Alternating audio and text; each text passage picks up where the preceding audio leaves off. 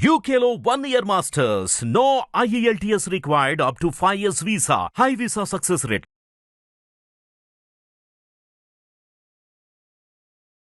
జై గోమాత. గావో విశ్వస్య మాతరః. గోమాత విశ్వానికే తల్లి. ఈ సనాతన ధర్మానికి మూలమైన గోమాతని ఎప్పుడైతే మర్చిపోయామో, గోసేవయే గోవింద సేవ అని ఎప్పుడైతే మనం మర్చామో, ఈ సనాతన ధర్మానికి గ్లాని కలగటం అనేది జరుగుతోంది. యదా యదా హి ధర్మస్య గ్లానిర్భవతి భారత. మనకి జగద్గురువైన కృష్ణం వందే జగద్గురు అని చెప్తూ ఉంటాం.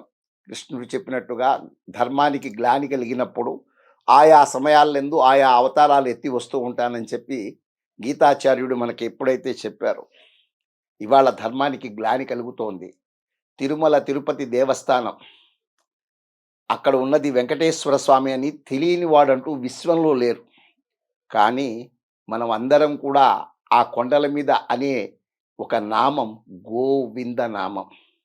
గోవింద నామానికి అర్థం తెలిస్తే గోవిందుడి యొక్క ధర్మాన్ని మనం ఎలా కాపాడుకోవచ్చో మనకు తెలుస్తుంది. గోవింద, విందము అంటే సంతోషపెట్టుట. గోవింద ధర్మాన్ని సంతోషపెట్టడం, గోవుని సంతోషపెట్టడం. ఈ గోవుని సంతోషపెట్టడమే గోవింద నామం యొక్క అర్థం. కాబట్టి గోవింద గోవింద గోల గోవిందుడిది అవుతోంది, భోగం వెంకటేశ్వర స్వామిది అవుతోంది. అక్కడ ఇవాళ కాలమాన పరిస్థితుల్లో ఎప్పుడైతే రాజకీయ చొరబాటుతనం ఈ ఆధ్యాత్మిక కేంద్రాల్లో చేరటం మూలాన వాళ్ళ రాజకీయ లబ్ధి కోసం, వాళ్ళ యొక్క అవసరాల కోసం, అంటే దేవుడి డబ్బుని కొట్టేయటానికి కూడా మనకి సిగ్గు ఎగ్గు మనకి లేవు. కాబట్టి అటువంటి వ్యక్తిత్వం ఉన్న వ్యక్తుల చేతుల్లోకి ఆ శాఖలు వెళ్తున్నాయి. ఇవాళ మనం ఏ విధంగా మనం గనక రక్షించుకోవాలి? ఇవాళ 1500 కిలోల నెయ్యి అవసరం భక్తులందరికీ ప్రసాద వితరణ కోసం. ఈ ఆవు నెయ్యి, దేశీయ ఆవు నెయ్యి ఎవ్వరూ వాడటల్లా. మొన్న ఆయన చెప్తున్నారు, చైర్మన్ గారు చెప్తున్నారు, 1600 పెట్టి కొంటున్నామండి స్వామికి నివేదన కోసం అని. ఇవాళ నేను ఒక మాట చెప్తున్నాను, గోవులు గనక ఉంటే గోవిందుడి యొక్క సేవ జరుగుతుంది. ఇవాళ మీరు తిరుమల తిరుపతి దేవస్థానంలో గోశాల ఉంది. గోశాల నుంచి మీకు ఉత్పత్తి అవుతుంది. ఆర్టీఐ లేదు. ఎవరైనా నాలాంటి వాడు ఒక ప్రశ్న వేస్తే మీరు సమాధానం చెప్పరు. ఇవాళ ప్రైమ్ మినిస్టర్ గారు ఏం తిన్నారు, ఎక్కడికి వెళ్ళారు అని ఆర్టీఐలో నేను అడిగితే దానికి సమాధానం వస్తుంది. కానీ తిరుమల తిరుపతి దేవస్థానం నుంచి ఎటువంటి జవాబు రాదు. ఎందుకంటే వాళ్ళు అటానమస్ బాడీ అని చెప్తున్నారు. ఈ ఆర్టీఐ రూల్స్ ఉండి ఒక భక్తుడు గనక అడిగిన ప్రశ్నలకు సమాధానం చెప్పగలిగితే అక్కడున్న ప్రాబ్లమ్స్ ప్రపంచానికి తెలుస్తాయి.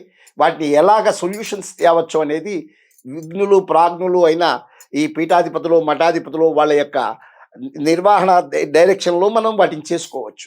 కానీ ఇవాళ జరుగుతున్నది ఏమిటి? 350 రూపాయలక 30 లీటర్ల ఆవు పాలు ఉంటే కానీ, పాలు 60 రూపాయలు ఉంటే 30 లీటర్లు 1800 అవుతాయి. 1800 పాలని కాచి తోడు వేసి దాని నుంచి వెన్న తీసి నెయ్యి తయారు చేసి ప్రజలకు అందించాలి అంటే ఇది అసాధ్యం కాదు, సుసాధ్యమే. ఎందుకంటే సనాతన ధర్మానికి మూలమైన గోవుల్ని ఎప్పుడైతే మనం విస్మరించి కబేళాకి తరలిస్తూ మొదలుపెట్టామో, కబేళాకి తరలిపోతున్న గోవుల వధ మూలాన ఈ యొక్క ధర్మ గ్లాని జరుగుతోంది, ధర్మానికే గ్లాని జరుగుతోంది. కాబట్టి ఇవాళ తిరుమల తిరుపతి దేవస్థానం అనేది వాళ్ళు ఒక అనౌన్స్మెంట్ ఇస్తే చాలు, భక్తులైన వారు గోవుల్ని రక్షించి గోవుల యొక్క క్షీరాన్ని తీసి దాని నుంచి వెన్న తయారు చేసి మా యొక్క జిల్లా కేంద్రాలకి మీరు అందిస్తే, మీరు పరిశుద్ధమైన మనసుతో కనుక మీరు అర్పిస్తే స్వామి నివేదనకి వాడతామని ఒక్క అడ్వర్టైజ్మెంట్ మీ ద్వారా గనక జరిగితే స్వామి యొక్క సేవ చేసుకునే వాళ్ళు లక్షల సంఖ్యలో ఉన్నారు. గోవుల్ని కాపాడగలిగే శక్తి వాళ్ళందరికీ ఉంది. రెండు గోవుల్ని పెట్టుకున్నా దాని క్షీరంలోంచి వచ్చిన నెయ్యిని అందించగలుగుతారు. అది మీకు ఆర్థికంగా పుష్టే మీ యొక్క సంస్థకి. గో సంరక్షణ జరుగుతుంది. తద్వారా గోవుల ద్వారా వచ్చే నెయ్యిని సంపూర్ణంగా అందరికీ కూడా ఆరోగ్యప్రదమైన రుచికరమైన, విశ్వంలో ఎవరికి మా తిరుపతి లడ్డు ఇచ్చినా కూడా దాన్ని వెంకటేశ్వర స్వామి యొక్క అనుగ్రహంగా భావించి తినే మనలాంటి భక్తులు విశ్వం అంతా ఉన్నారు. కాబట్టి ఆ యొక్క శుచి, శుభ్రత, దాని యొక్క శుద్ధి పరిశుభ్రంగా ఉంచేందుకు కాబట్టి ఈ గోవుల్ని గనక మనం అందరం గనక పాలించి వాటి యొక్క పాలతో వచ్చిన నెయ్యిని మధించి తీసి అటువంటి వెన్నపూసతో నెయ్యి తయారు చేసి స్వచ్ఛమైన నెయ్యిని గనక తిరుమలకి గనక అందించగలిగితే పరోక్షంగా గోసేవ జరుగుతుంది. ప్రత్యక్షంగా జనావళి అందరికీ కూడా మంచి ఈ ప్రసాద వితరణ చాలా చక్కగా జరుగుతుందని, ఇది ఒక సూచన మాత్రమే. ఇది సూచనే కాదు, ఇది గనక ఆచరిస్తే, ఆలోచన వస్తే ఆచరణ జరుగుతుంది. ఆలోచన ఎందుకు రావట్లేదంటే 24 గంటలు మనము దీన్ని ఆర్థిక కోణంలో చూస్తున్నాం, ఆధ్యాత్మిక కోణంలో చూడటల్లా. ఆధ్యాత్మిక కోణంలో చూసేటైతే గోసేవయే గోవింద సేవ అవుతుంది. ఎందుకంటే గోవింద గోవింద గోవింద అని అరుస్తున్నాం. గోవింద అర్థం, దాని యొక్క పరమార్థం, గోవిందము అంటే గోవుల్ని సంతోషపెట్టినవాడా అని అనాలి. అటువంటి జ్ఞానం లేకుండా జ్ఞానం పెరగట్లేదు, కానీ తల మీద మటుకు జుట్టు పెరుగుతోంది. తల నీలాలు మాత్రం ఆయనకు అందిస్తున్నాం. ఆయన కూడా అరే రే వీడు జుట్టు ఎక్కువ పెంచుకుంటున్నాడు కానీ బుర్ర పెంచుకోవటం లేదని బాధపడుతూ ఆ గురిగిన జుట్టు ఆయన తీసుకుంటూ ఏడుస్తాడేమో అని చేతిలో లడ్డూ పెట్టి పంపిస్తున్నాడు. అటువంటి లడ్డూని కూడా అపవిత్రం చేస్తున్నాం మనం. అటువంటి లడ్డూలో కూడా కల్మషం చేస్తూ కలుషితమైన పదార్థాలన్నింటినీ కలిపి కాలకూట విషాన్ని మనందరికీ అందిస్తున్న ప్రభుత్వాల యొక్క చర్యల్ని మనం అందరం ఖండించాలి. అటువంటి జరగకుండా సనాతన ధర్మానికి రక్షకులుగా ఉన్న మన యొక్క పీఠాధిపతులు, మఠాధిపతులు, ధర్మ ప్రచారకులు అందరూ కూడా దీని మీద ఒక ఉద్యమంగా చేయాలి. కాబట్టి ఇవాళ మనం గోసేవ గోవింద సేవ అవుతుంది.